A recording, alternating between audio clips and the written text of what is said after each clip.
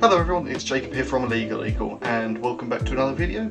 In this video I will be giving a very brief review of Doctor Strange and the Multiverse of Madness. Bear in mind this is my opinion and my first impressions, as I've only just got back from seeing the movie.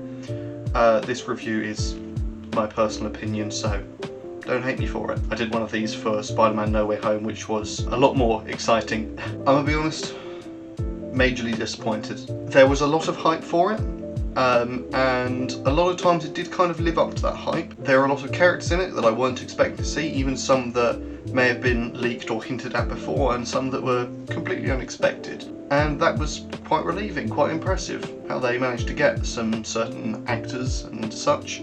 I'm sure there'll be some pleasant surprises for you in store if you haven't seen it yet. The plot was a little all over the place. They jumped a lot from conclusion to conclusion very quickly, almost as if they were hoping to hurry up some certain points of the movie and we wouldn't notice, but I certainly did. Overall, the plot felt pretty alright though. I mean, it's a multiverse of madness, so there's going to be madness. But I think the one thing I want to emphasise today is the rating of the movie. In the UK, I believe it's a 12A. In the US or the rest of the world, I'm not sure, I'm afraid. I don't believe it should be anything less than a 16 or 18, this movie, R-rated movie, if you will, whatever it is. Now, I'm not the kind of person that enjoys gore at all, excessive violence, anything like that, and this movie had a lot of it, and I don't believe it should be rated as low as a 12, as it was a lot of violence, body horror, gore, and a lot of that kind of stuff. Sure, there weren't any swear words, but it's hard to not get into spoiler territory with all this, but there aren't a huge amount of very violent scenes, but there are one or two in particular that I came out of the cinema and thought, I don't want to be showing this to anybody else. I didn't really want to see that sort of thing. I know this will be very disappointing, and actually probably a lot of people will disagree with me, probably those who have a higher tolerance for that sort of thing as well, and I'm glad if you've already watched it. I hope you enjoyed it. Unfortunately, overall, I did not enjoy it. There were a couple of moments that made me laugh, genuine laughs, but it really wasn't as light-hearted as the entire MCU has been so far. I mean, sure, Moon Knight, a bit darker, dissociative identity disorder, that kind of thing, and a few other things were, you know, tapped on dark subjects, but this, excessive. I mean, borders on horror. In fact, might even be classed as a horror.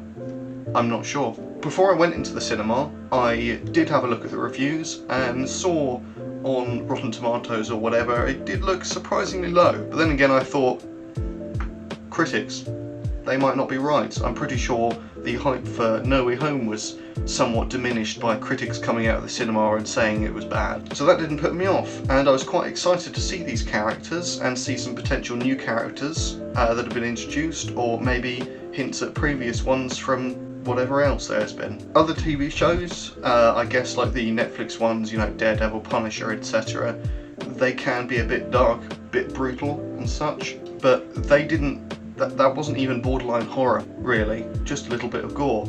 And this just, again, I don't want to spoil anything and I don't want to sort of describe it in too brutal detail for you, but there's, you know, one or two scenes that I kind of really didn't like.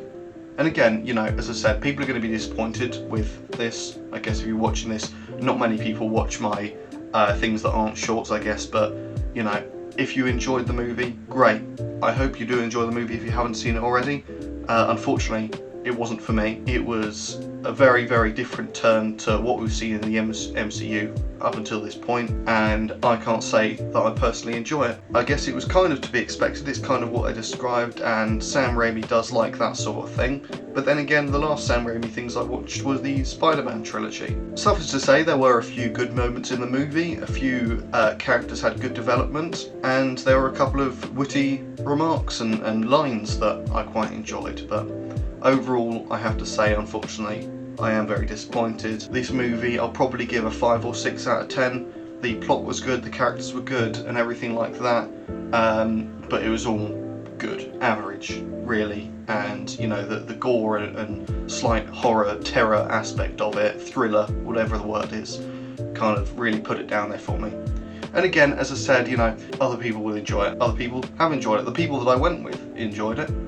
and I'm happy for them. Again, that's just what I think. I know this hasn't been quite as exciting review as I had hoped it was. I was hoping to come out of that cinema buzzing with excitement, like I did with No Way Home, which I've seen several times in the cinema and at home. But unfortunately, alas, a disappointment. Again, in my opinion. And one thing I might add, my previous short unfortunately was incorrect. I thought that there was going to be a time error or some sort of alternate reality where time was messed up. It turns out it's just a major continuity error. Now it just seems like I'm completely coping, but I'm not. It's just not for me, really. I don't have a very high tolerance for this sort of stuff. But thank you very much for watching, and I hope to see you all in the next video. And check out a couple of other videos on this channel, especially my shorts where I'll give you quick facts. Thanks for watching, and I'll see all you guys in the next video. Bye bye.